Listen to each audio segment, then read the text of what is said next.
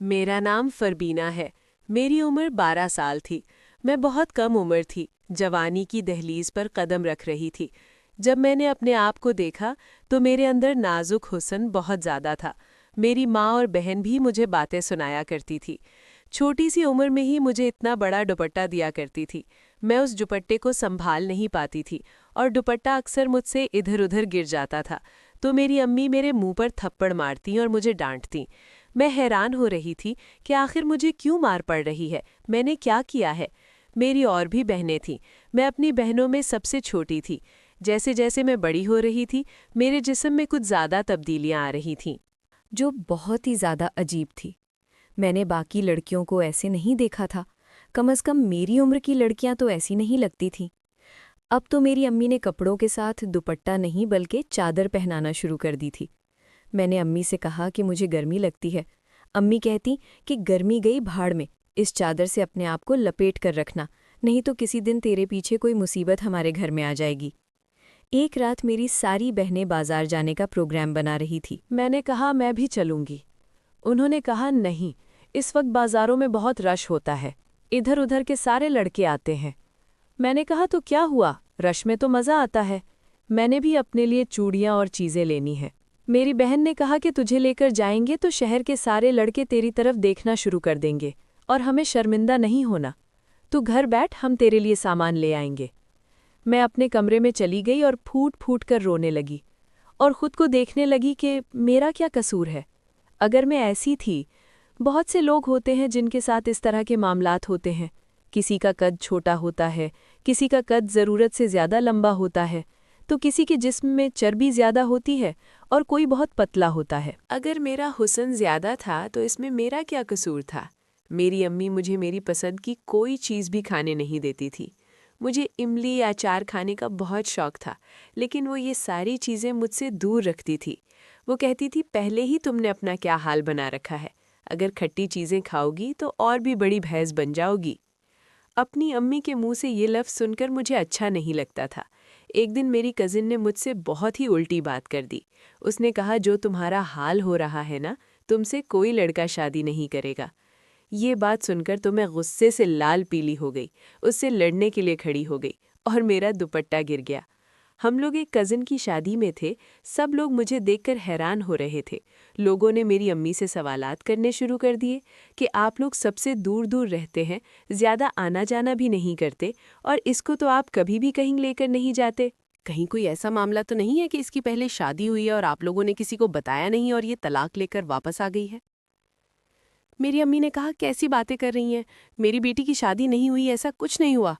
बस उस दिन के बाद से तो मेरी अम्मी ने मुझे किसी भी शादी में ले जाना ही बंद कर दिया। और ये वो उम्र थी जब शादियों में जाने का इंसान को बहुत शौक होता है कि तैयार होकर अच्छे कपड़े पहनेंगे, सबको देखेंगे, सलाम दुआ करेंगे, खाना पीना होगा। लेकिन मेरी अम्मी ने अब मुझे कहीं भी लेकर जाने से तौबा कर ली थी। आहिस्ता आहिस्ता मैं बड़ी होने लगी तो मेरी मुसीबतें और भी ज़्यादा बढ़ने लगी। मेरी अम्मी को हर 4 महीने बाद मेरे कपड़े बनवाने पड़ते थे। अब तो वो मेरे कपड़ों के अंदर इतना कपड़ा रखती थी कि अगर मुझे कपड़े तंग हो जाएं तो वहीं से सिलाई करके कपड़ों को खुला कर दे। वो कहती थी कि तेरे बाप की थोड़ी सी तनख्वाह है और मैं तेरे लिए हर 4 महीने बाद नए कपड़े नहीं बनवा सकती। मेरी एक बहुत अच्छी दोस्त थी जिसका भाई बाहर के मुल्क में होता था। मैंने उसे अपना मसला बताया। उसने कहा एक दवा होती है, गोलियां होती हैं, उनसे ये मसला हल हो जाता है। अगर तू वो गोलियां खा लेगी तो तू भी आम लड़कियों की तरह नॉर्मल हो जाएगी। ये बात मेरे दिमाग में बैठ गई कि मैं नॉर्मल नहीं थी। मैंने उसे कह दिया कि वो मेरी मदद करे, मुझे किसी तरह वो गोलियां मंगवा कर दे दे, मैं उसे पैसे दे दूंगी। ये कहकर मैं पुरसुकून हो गई। फिर 2 से 3 दिन बाद मेरे लिए एक रिश्ता आ गया। अम्मी ने मुझसे कहा कि तुम तैयार रहना। ये सुनकर मैं समझ गई कि मैं अपने घर वालों पर बोझ बन गई हूँ और वो जल्द अज जल्द मुझसे जान छुड़वाना चाहते थे। मैं खामोश हो गई। बोलती भी तो क्या बोलती? अपनी अम्मी से लड़ाई तो नहीं कर सकती थी। मुझे इस बात का एहसास था कि वो मेरी माँ है, लेकिन वो शायद ये बात भूल गई थी कि मैं उनकी औलाद हूँ, वो भी सबसे छोटी। लेकिन अपने वजूद की वजह से मैं सबसे बड़ी लगती थी, इसलिए वो घर वाले सबसे पहले मेरी शादी कराना चाहते थे। जब मेरे लिए शाम को रिश्ते वाली आई तो मैंने काले कपड़े पहन लिए। मेरी अम्मी कमरे में आई और मुझे देखा। मैंने कहा, अम्मी कैसी लग रही हूँ? मैं बहुत खूबसूरत लग रही थी। उन्होंने कहा, ये सूट के साथ ये दुपट्टा क्यों लिया है? मैंने कहा, इसके साथ यही दुपट्टा है। अम्मी ने कहा, ये तो बहुत छोटा है। मेरी दूसरी बहन को कहा वो दूसरा दुपट्टा लेकर आए, वो सूट के साथ चल जाएगा। जब मेरी बहन वो दुपट्टा लेकर आई तो वो बहुत बड़ा था। मैंने कहा, अम्मी मैं इस दुपट्टे को कैसे संभाल पाऊंगी? अम्मी ने कहा कि संभालना पड़ेगा, अपने आप को छुपा कर बैठना। मुझे उनकी बातें बहुत अजीब लग रही थीं। फिर उन्होंने मुझे दुपट्टे में ऐसे लपेट दिया कि बस मेरा चेहरा ही दिखाई दे रहा था, और मुझे कहा कि 15 मिनट बाद चाय लेकर बाहर आ जाना। लड़के वाले आ चुके थे। लड़के की माँ, फुफ्फी और दादी आई थीं। वो लोग अम्मी से बातें कर रही थीं। मुझे मेरी बहन ने आकर खबर दी। उसने कहा कि ये लोग तो जॉइंट फैमिली वाले हैं, इनका घर मर्दों से भरा पड़ा है। क्या बनेगा तेरा वहाँ? तुझे तो अपने आप को इस तरह से छुपा कर रखना पड़ेगा जैसे पुराने जमाने में मिस्र के लोग किया करते थे, जिसमें सिर्फ उनकी आंखें नजर आती थीं। वो बन के घूमना पड़ेगा। वो बुरी तरह मुझ पर हंसने लगी, और उसके हंसने की आवाज़ मेरे दिमाग में किसी हथौड़े की तरह लग रही थी। ये सब मुझसे बर्दाश्त नहीं हो रहा था। 15 मिनट के बाद मैं बाहर आई, तो जिस तरह से मैं बाहर आई थी, जाहिर है उन्होंने मुझे देखकर अजीब सा ही रद्द अमल देना था। फिर जब मैं सोफे पर बैठी तो मेरा दुपट्टा थोड़ा सा ढलक गया। कुछ मैं खुद भी लापरवाह सी थी, और कुछ मुझसे ये दुपट्टा इतना संभाला भी नहीं जा रहा था। उन्होंने कहा, बहन बुरा न मानना, लेकिन आपकी बेटी की शादी पहले से हो चुकी है। तो मेरी अम्मी ने कहा, नहीं, इसकी शादी नहीं हुई, ये तो सबसे छोटी है। वो तो चौथी वाली की पढ़ाई चल रही है, और वो पढ़ाई में बहुत लायक है, इसीलिए हम चाहते हैं कि वो पढ़ाई पूरी कर ले तो उसकी शादी करवा दें। उन्होंने कहा कि ये तो शादीशुदा लग रही है, ऐसा लग रहा है इसके 2-3 बच्चे हैं, और ये बेचारी परेशान लग रही है। ये बिल्कुल वैसी लग रही है। ये तो गैर शादीशुदा लड़की नहीं लगती। गैर शादीशुदा लड़कियां तो दुबली पतली होती हैं। माना कि शादी के बाद औरत का वजन थोड़ा बढ़ जाता है और जिस्मानी शक्ल भी बदल जाती है, लेकिन शादी से पहले तो मैंने किसी लड़की को ऐसा नहीं देखा। मेरी अम्मी ने कहा, नहीं, ऐसी कोई बात नहीं है, हम आपको कसम देने को तैयार है, अब इससे ज्यादा और क्या होता है? उन्होंने कहा, नहीं, हमें तो मामला ही और लग रहा है। हमारा बेटा बड़ा लाडला है, और फिर आजकल तो ठीक ठाक लड़कियों के मुतल्लिक भी लोग मुंह भर भर के बातें करते हैं। आपकी बेटी को ब्याह कर ले जाएंगे तो सारी जिंदगी लोगों के सवालों के जवाब देने पड़ेंगे। हम माफ़ी चाहते हैं, हमारे मुआशरे में रिश्ते से इनकार ऐसे नहीं होता। लोग कहते हैं कि फ़ोन करके बाद में बता देंगे, और फ़ोन करके कह देते हैं कि हमें आपकी बेटी पसंद नहीं। लेकिन उन्होंने तो मुंह पर ही इनकार कर दिया, और वो भी इतने बुरे तरीके से। वो लोग तो चले गए और अम्मी ने मुझे थप्पड़ से मारना शुरू कर दिया। उन्होंने कहा कि तेरे इतने सारे रिश्ते रिजेक्ट हुए हैं, लेकिन इस दफ़ा जो बातें मुझे सुनने को मिली है, मैं ज़िंदगी भर भूल नहीं सकती। मैं एक अच्छी औरत हूँ, सारी ज़िंदगी एक अच्छी बीवी, एक अच्छी माँ बनकर गुजारी है, और सिर्फ तेरी वजह से मुझे ऐसी बातें सुनने को मिल रही हैं जो मैंने कभी भी नहीं सुनी थी। मैंने 2-3 दिन तक खाना नहीं खाया, लेकिन किसी ने मुझसे ये नहीं पूछा। फिर मेरी दोस्त मुझसे मिलने आई और चोरी चोरी मुझे वो दवा पकड़ा दी। उसने कहा, तुम्हारी दवा आ गई है। मैंने कहा, मुझे अब इसकी ज़रूरत नहीं। वो लोग मुझे पसंद करके नहीं गए, उन्होंने शादी से इनकार कर दिया। ये सुनकर मेरी दोस्त कहने लगी, अरे पगली, ये आखिरी रिश्ता थोड़ी था, तुम्हारे लिए और भी रिश्ते आएंगे, तब तक तुम ये गोलियां खाकर स्मार्ट बन जाना। फिर मेरी दोस्त चली गई। मैंने उसके सामने कुछ गोलियां एक साथ खा ली। फिर मैंने 2 दिन से खाना नहीं खाया था। जब बाहर निकली तो मेरी तबीयत खराब हो गई, मैं बेहोश हो गई। जब मुझे होश आया तो मैं अपने कमरे में थी। मुझे पता चल गया कि मैं बेहोश हो गई थी, क्योंकि मैं बीमार थी। चलो, अब तो मेरे घर वालों को मुझ पर थोड़ा सा रहम आ जाएगा, क्योंकि मेरी तबीयत इतनी खराब हो गई थी कि मैं अपने होशो हवास से बेगानी हो गई थी। लेकिन जैसे ही मेरी अम्मी कमरे में आईं और उन्होंने मेरे मुंह पर रख कर थप्पड़ मारा, मैं हैरान रह गई कि मैं बिस्तर में पड़ी थी, मेरी हालत भी गैर थी। उन्होंने ये क्या किया? उन्होंने कहा, बेशर्म, तुझे शर्म नहीं आई? कौन से बाहर के मुल्क से तूने गोलियां मंगवाई हैं? किस किस्म की गोलियां हैं ये जिनको तू खा रही थी, और इन्हीं की वजह से तेरा ये हाल हुआ है? इसका मतलब है कि तेरे इरादे कुछ और हैं। तू जानबूझकर सबको अपना आप दिखा रही है। तू सबको बताना चाहती है कि मैं बहुत खूबसूरत हूँ, मैं बड़ी मोटी ताज़ा लड़की हूँ। शर्म नहीं आती तुझे ये सब करते हुए? मुझे ये उम्मीद नहीं थी। कुछ भी हो सकता था, मगर ये सब नहीं करना चाहिए था। अब तो मैं अपनी अम्मी की तरफ देख भी नहीं रही थी, बस सिसक सिसक कर रो रही थी। अम्मी ने वो गोलियां बाथरूम में फेंक दी और ऊपर से पानी बहा दिया। मैं रोने लगी मगर अम्मी ने मुझे देखा तक नहीं और कमरे से बाहर चली गई। फिर इस बात को कई दिन गुजर गए, मगर सब घरवाले मुझसे नाराज थे। कोई मुझसे खाना भी नहीं पूछता था, मुझसे कोई बात नहीं करता था।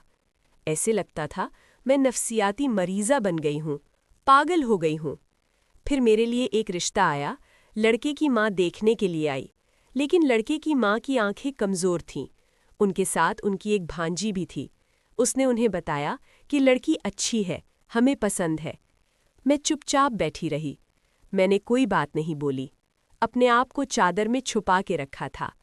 मेरी बहनें हंस रही थीं कि अगर तुम्हारी सास की आंखें कमज़ोर ना होतीं तो वो कभी भी तुम्हारे लिए हाँ ना बोलतीं। और जो लड़की साथ आई थी उसकी उम्र तो कम थी, उसे क्या पता तुम्हारे क्या हालात हैं। अब मैं किसी भी बात का जवाब नहीं देती थी। मैं अपने लिए लड़ना छोड़ चुकी थी, क्योंकि मुझे पता था कि अभी मेरे सामने एक और जंग थी। मेरे होने वाले शोहर ने भी कहना था कि तुम्हारी पहले शादी हुई है या तुम्हारे कोई बच्चे पैदा हुए हैं। मुझे ये सब सुनने की आदत हो गई थी। जब मेरी शादी की तैयारियां हो रही थीं तो मेरे कपड़े बनकर आ रहे थे। मेरी सास बहुत अच्छी थी, बहुत प्यार से बातें करती थी। उन्होंने कहा, कपड़े पहनकर एक दफ़ा देख लो। मेरी बहन के मुंह से निकल गया, उसने कहा, अभी तो शायद पूरे आ जाएंगे, लेकिन बाद में तो खुले करवाने ही पड़ेंगे। शायद 1-2 हफ्ते के बाद ही खुले करवाने पड़े। मेरी सास ने कहा, ऐसी बातें क्यों कर रही हो? ज़रूर मजाक कर रही हो, लेकिन होने वाली दुल्हन के साथ ऐसा मजाक नहीं करते। होने वाली दुल्हन पर अल्लाह का बड़ा करम होता है। उसकी शादी हो रही होती है। जब वो रुखसत होती है, अपने घर में कदम रखती है, उस वक्त तो जो भी दुआ करे पूरी हो जाती है। उसका दिल मत दुखाओ। मेरी सास मेरी बहनों को डांट रही थी। मैं अपनी सास की बातें सुनकर खुश हो रही थी। चलो, कोई तो मेरे हक में बोल रहा था।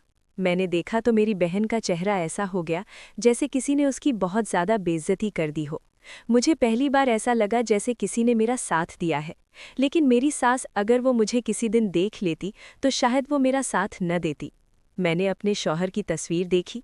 अब मुझे डर लगने लगा और मेरी सास ने भी मुझे बताया कि मेरा एक ही बेटा है और वो बहुत जज्बाती है, उसको गुस्सा बहुत आता है।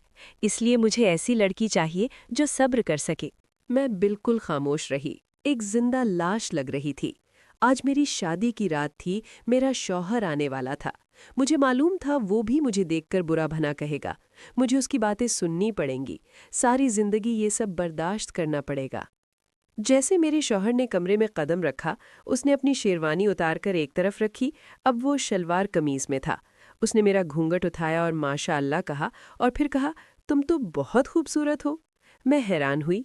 फिर उसने मेरे सामने मुंह दिखाई का तोहफा दिया और कहा, मुझे इसका तोहफा पसंद आया कि नहीं। मैं चुप रही। फिर उसने मुझसे बात शुरू कर दी कि हम हमेशा एक दूसरे का साथ देंगे। तुम मुझे बहुत पसंद आई हो और मुझे लगता है मेरी ज़िंदगी बहुत अच्छी गुजरेगी। फिर शादी की पहली रात गुजर गई, अगला दिन भी आ गया। अब तक वो किसी से फ़ोन पर बात कर रहे थे। शायद कोई उसे शादी की मुबारकबाद दे रहा था, कह रहा था कि अल्लाह ने मुझ पर बहुत करम किया, मुझे एक बहुत अच्छी साथी मिली है, वो बहुत खूबसूरत है, मैं बहुत खुश हूँ, मुझे लगता है कि मेरी ज़िंदगी बहुत अच्छी गुजरेगी। मुझे हमेशा से ऐसी बीवी चाहिए थी जो इतनी खूबसूरत हो, और बीवी पसंद की हो तो ज़िंदगी अच्छी गुजरती है। शौहर की ये बात सुनकर मैं हैरान रह गई कि क्या मैं उसे इतनी पसंद आई हूँ और वो ऐसी बीवी चाहता था। शादी के 3 दिन बाद मेरी वालदा ने हमारे लिए एक पार्टी का एहतमाम किया। मैं अपने शौहर के साथ घर में दाखिल हुई तो मेरी वालदा ने फ़ौरन मुझसे पूछा, तुमने कपड़े कैसे पहन रखे हैं? चेंज करो। मैंने कहा कि इसकी ज़रूरत नहीं है, मैंने अच्छे कपड़े पहने हुए हैं और मेरे शौहर को ये पसंद है। अम्मी ने मुझे हैरान होकर देखा। उन्होंने कहा, तेरा शौहर तुझे 1 हफ्ते में वापस छोड़ देगा। मैंने कहा, 1 हफ्ते में क्या, पूरी जिंदगी में नहीं छोड़ेगा। मेरे शौहर ने मेरी अम्मी को देखा तो कहा, क्या बात है आंटी, कोई परेशानी है? उन्होंने कहा, नहीं बेटा। हम खाना खाने बैठे तो मेरी बाकी बहनें भी मौजूद थी। मेरे शौहर ने उनके सामने मेरी बहुत तारीफ़ें की। उनसे कहा, जब से फरबीना मेरी ज़िंदगी में आई है, मेरी तो ज़िंदगी मुकम्मल हो गई है। मैं बहुत खुश हूँ। वो मेरा बहुत ख्याल रख रहा था। हम लोगों ने एक ही प्लेट में खाना खाया। फिर वो मुझे बाहर घुमाने ले गया। उसने मुझे कोई बड़ी चादर ओढ़ने का भी नहीं कहा। उसके पास गाड़ी थी, उसने कहा गाड़ी में ही तो बैठना है। बहुत अच्छी तरह से पेश आ रहा था। बार बार मेरी तरफ देखकर मुस्कुराता था। मुझे मेरे कान में कोई बात कहता और फिर मेरी अम्मी और मेरी बहनें ये सब कुछ देख रही थीं और उनके चेहरे अजीब से बने हुए थे। वो हैरान हो रही थीं कि उसका शौहर तो उसे हाथ का छाला बनाकर रखे हुए है, और ये सिर्फ शादी के शुरू में ही नहीं हुआ था। आज हमारी शादी को 5 साल हो गए थे। अल्हम्दुलिल्लाह मेरे 2 बच्चे हो गए हैं। आज भी मेरे शौहर का रवैया मेरे साथ वैसा ही है। हम लोग बहुत खुश हैं। शायद मर्दों को इन सारी बातों से फ़र्क नहीं पड़ता और उन्हें यही सब कुछ अच्छा लगता है। अल्लाह का शुक्र है कि मेरी माँ और बहनों ने तो मेरे दिल पर बहुत ज़ख्म लगाए, पर मेरे शौहर ने वो सारे ज़ख्म भर दिए। शादी से पहले मैंने बहुत दुख देखे, मगर शादी के बाद मेरे शौहर ने अपनी मोहब्बत से ये सारे दुख सुख में बदल दिए थे। आज मुझे अच्छा शौहर मिल गया जो मेरा बहुत ख्याल रखता है। उसने आज तक कभी मुझे ऐसी कोई बात नहीं की जिसकी वजह से मुझे अपना छोटापन या कमतर होना महसूस हुआ हो। मैं उसके साथ बहुत खुश हूँ। उसकी माँ एक अच्छी औरत है और उसकी माँ ने उसकी तरबियत बहुत अच्छी की है। उसको औरत की इज्जत करने वाला मर्द बनाया है। आज मेरे 2 बेटे थे, इसीलिए मैंने सोचा कि मैं भी अपने बेटों की ऐसी ही तरबियत करूँगी।